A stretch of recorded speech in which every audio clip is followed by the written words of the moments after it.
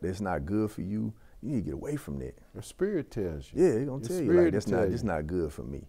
That initial break may hurt, but you gotta move. You gotta move on. This is a journey. Let me take you on a journey. There will still be the journey. The journey. New sheriff in town, and his name is The journey. Journey. This thing is bigger than Nino Brown. This is The journey. The journey. What is it that moved you? The journey. The journey. Welcome back to another episode of The Journey. I'm your host, Larry Robinson, and today we have a Westwood Memphis icon. But before we get to him, and I really give you the skinny on this, brother, let's talk about our quote. It comes from the great activist and poet Bell Hooks, and it goes like this: rarely, if ever, are any of us healed in isolation. Healing is an act of communion. Now, today we have Brother Jeremy Sanders. Now, Jeremy, as I said, was born in Westwood, but he's a true Machiavellian man. He's a man of Kappa Alpha Psi, but that goes way down on the list because he's a son, he's a father, he's a husband, he's a creator, and listen, he's just a good brother. So listen, without further ado, we have Brother Jeremy Sanders. Awesome, brother. Good seeing you as Good to be always, here, man. brother. Thank you, Appreciate man. it. Thank you, dude. Always good to be around good people. Well, listen, man. I want you to tell me that quote. You spent some time in healthcare. Right. You've been a healthcare executive. Right. What does that quote by Bell Hooks mean to you? Believe it or not, healing is a community thing. And when I worked in healthcare, we found it that people healed faster and healed better if they were, one, connected to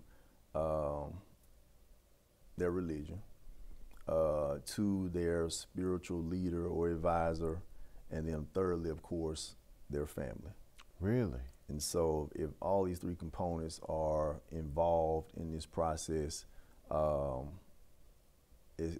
miraculously heal a lot faster. You feel better. That hope, that motivation is there.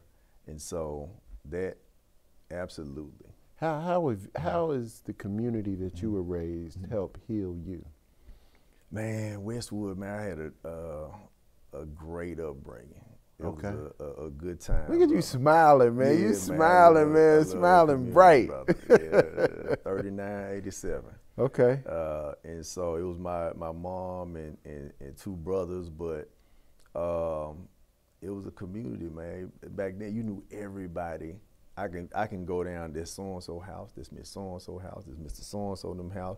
People that live there, these people lived across the street. That's just what community was then. Right. Which also meant you could be disciplined by anyone of those households. Yes, sir. But not only that, you could eat over there. You could use their water hose. Right. You could patch up a scrape or a cut over there. Right. You could pump your bike up. Mr. So-and-so could show you how to tie your tie.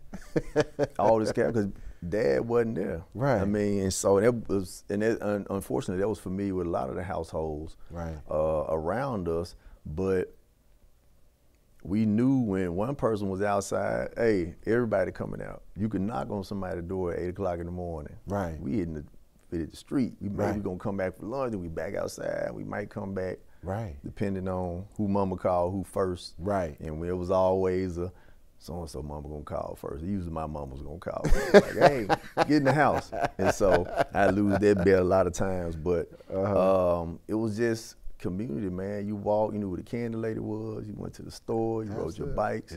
And your parents didn't know where you were. They ain't had no cell phones back then. No cell phones. So you know, some people didn't have a phone. Right. They gonna knock and say, "Can I use your phone?" Right. I mean, it's just what it was. Right. And so it was just, I got fond memories, man. I had a good time, brother. It wasn't always. Well, tell me about the house. Tell me about the house. Who was in the house with you?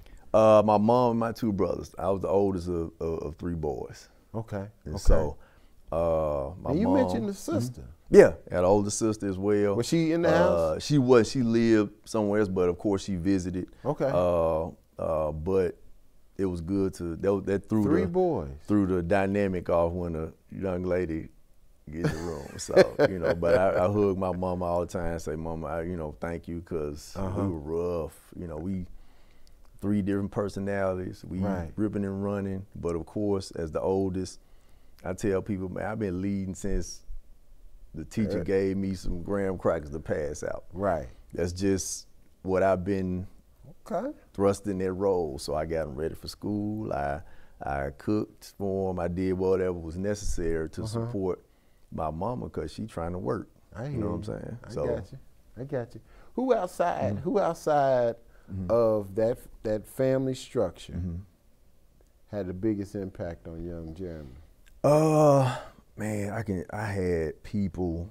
I've been blessed to have a number of people strategically placed around me that looked out for me. Whether that was people in the neighborhood, that was teachers, coaches. Give me one. Give me somebody. Hey, shout man, them out. I'm gonna shout out Coach Bratcher, Coach Savage, Coach Adams, Mr. Wright across the street. Okay, so tell me about Mr. Wright. Mr. Wright, a partner of mine, that was his dad. Okay. And so he had mom and dad at home, him, his 2 sisters or whatnot. But I spent a lot of time with them and my boy, and he was a pastor at the time, his too. And so he just looked out for us. Okay. I was always at their house or they was at mine, and so that's just kind of how it was. And so what was something that Mr. Wright told you that you hold today? Just to remember who you are. Remember who you are. Okay, what did that mean? And so that meant regardless of what everybody else is doing, you can't be what this person is. You can't be what they are. You can't do what they do. But remember what you can do that sets you apart from everybody else. Right. Everybody had these aspirations of, and I think he kind of saw the direction the neighborhood was going and people were going. And so you see things in the neighborhood, you always looking for or being aware of that influence around you. I joke with people all the time, I want to sell dope, I want to do all this, but my mama wouldn't let me. Right. That's just what it is. Right. And so she was, and at the time, she going through a divorce. She trying to take care of these kids. She trying to figure out how we gonna get what we need.